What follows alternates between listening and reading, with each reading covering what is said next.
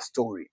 According to Lee Raider, who is a Newcastle-based journalist, and this is what he had to say.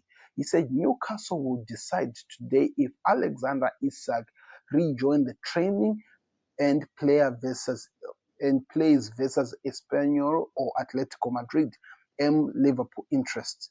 That was the first thing that he reported. Then, as the day progressed, we received also information from, I think, called Jordan Duncan, and this is what he had to say. Alexander Isak did not train with his Newcastle teammates at the Betacon, I think, that this morning. The Swede is due to train in the ground later on today. Do you think there's something behind this, Reds? That was the question which was being asked by Liverpool journalists indeed. Then Sky Sport kid Kenneth said Alexander Isak has been told to report on his own to the training ground after the rest of the players and the families have left. Just confirming what had been reported. Then, as the day progressed, when it came to Alexander Isak and the news, we were being told that Liverpool, that was by Craig Hobbs, he said Liverpool will return with an improved offer for Alexander Isak once Newcastle have found a replacement, something that really doing a terrible job at, by the way, looking for a replacement. We've been waiting for that and it's taking forever. Then Lee Raider came out again and said, Liverpool have received plenty of encouragement to submit a new bid for Alexander Isak.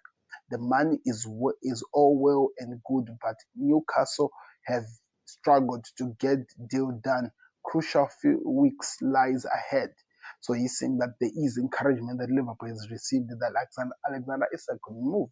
Then Sky Kenneth again came out and he said that he said Alexander Isak has arrived to Newcastle training ground just as the rest of the squad were leaving, following the team bonding family day at the club training ground. All players and their families were invited, and apart from him, he was not invited. That just gives some interesting things to think about.